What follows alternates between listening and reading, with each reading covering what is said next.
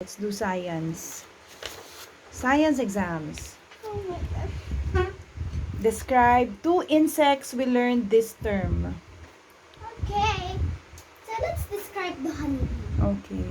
The honeybee is so the worker bee is the honeybee, The worker bee, the honeybee. It it it has a pocket in its legs, its hind legs. It can fly, and it will get the honey, and then it will make the combs, the honeycombs. Yeah, and it will feed the little babies of the little queen. It might be a worker bee or a drone. So now let's describe the queen bee. Well, the queen bee is also the honeybee, so let's just describe that one. So the queen bee, it will lay the eggs. That's its only job. And yeah, it can lay 1,000 eggs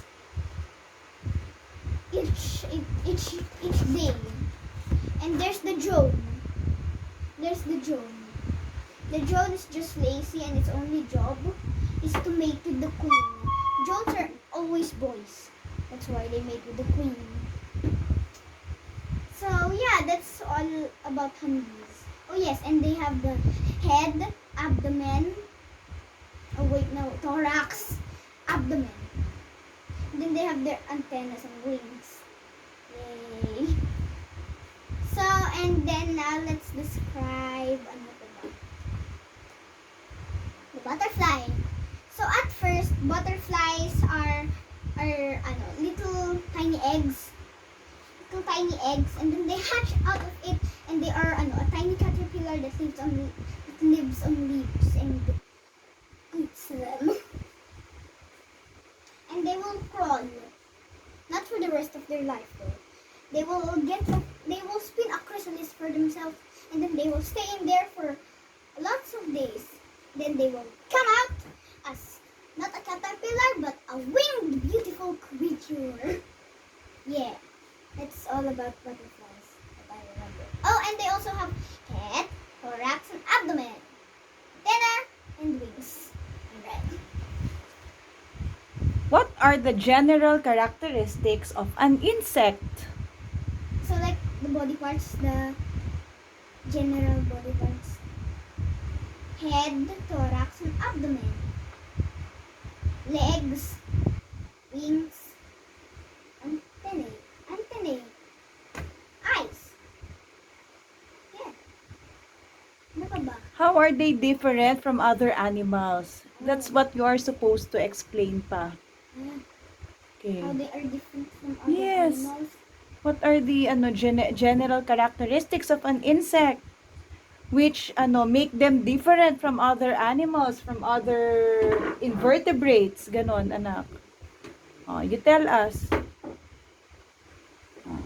How many legs? They have 6 legs. They have 6 legs. Ano pa ba? They have antennae. Two antennae. Some other insects, well, some other animals have antennae, but they also have antennae. They can fly. Some animals can fly naman din, but they can fly. Ano pa ba?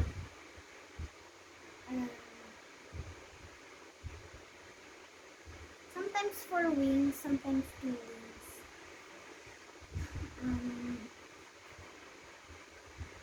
And some insects also have to rub their wings so that they can sing. And okay, so there's one thing about mosquitoes here. They also rub themselves, their wings and the wind so that they can sing. And the females sing, the female mosquitoes sing so that they can attract mates. And the katydids also sing so that they can also attract mates. The male katydids also sing so they can attract mates. Yeah. Oh wait, no, that's the cricket. Yeah.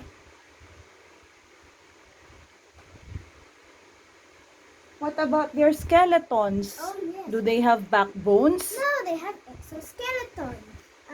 It's the crunchy hard bone outside of them, not inside of them. That's the thing they have instead of bones. Bones inside. Okay. Oh, what else? Do you have anything else to say about insects? What are the antennae for? Oh, for sensing the world or feeling. How does glowing help fireflies?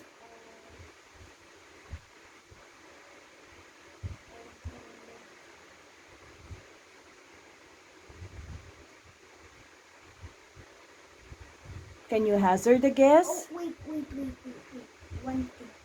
And the insect has two types of eyes, simple eye and compound eye. Alright. Fireflies. Oh, wow. How does glowing help them? Help What's the them to see in the purpose? dark. Help them to see in dark places. What else? What is the main purpose of glowing?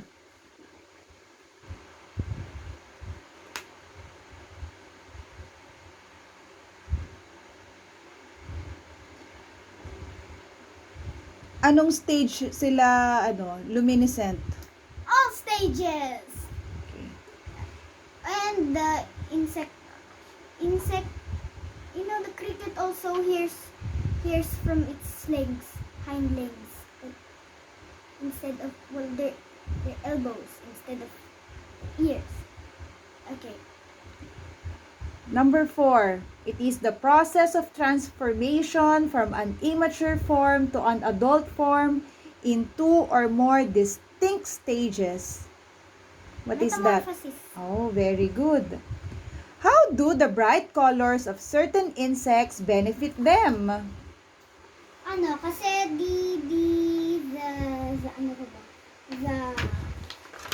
the birds, they do not like eating these insects because they do not like the taste of them, and the bright color of these insects, it will help the birds not eat them because they do not like the taste of them, Oh, so how does it help the insects? so that they don't get eaten by birds. What are the 3 types of honeybees? You already told me that. The worker, the queen, and the drone. Okay. What do each of them do? I just Worker bees. Okay, so they work, and work, and work, and work. They work almost every day. They collect the honey or the pollen. They put it in their leg basket.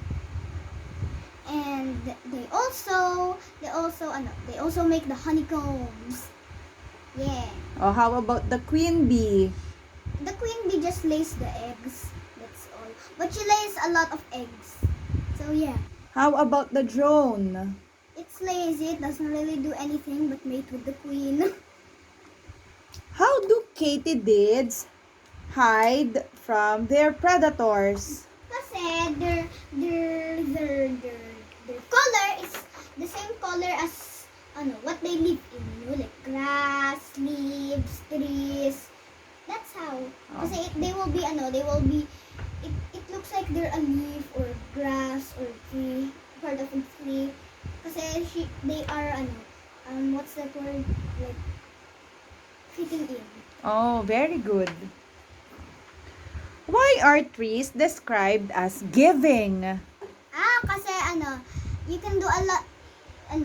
The parts of the tree, they can give you a lot. Like the leaves, it can give you paper. The trunk, it can give you, like rubber. And it can also give you food. Kasi of the fruits. It's fruits. And yeah. Yeah. What are the greenhouse gases?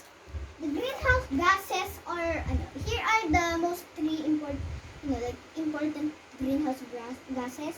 Methane, water vapor, and carbon dioxide. What do you understand by greenhouse effect? Greenhouse effect? Yeah. Oh, so let's just tell you what the greenhouse effect is. So it's like the sun.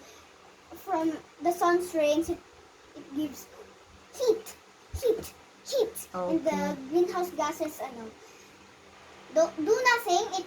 It lets it do that first.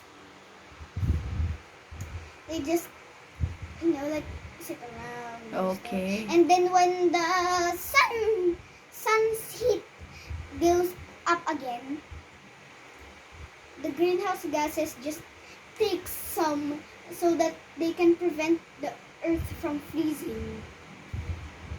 Okay.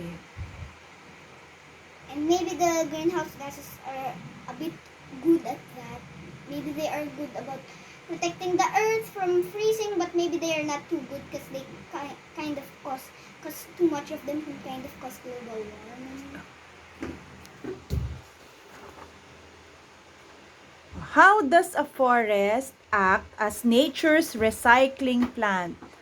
So a forest acts like that kasi parang sometimes it's trees. The forest is trees. When there are dead animals, dried leaves, ano pa ba? Dried leaves, rotten fruits, they will just the roots of it will just absorb. They will just absorb it, and then the water there, the dried water too, or the water from the rain, they will also absorb it. But if there is if they didn't get all of it, it will just the water will just dry. So and then they can absorb it again. What Yeah. else? Ano po ba? That's all I remember. Okay. That's all you remember? Yeah. Okay, we're done.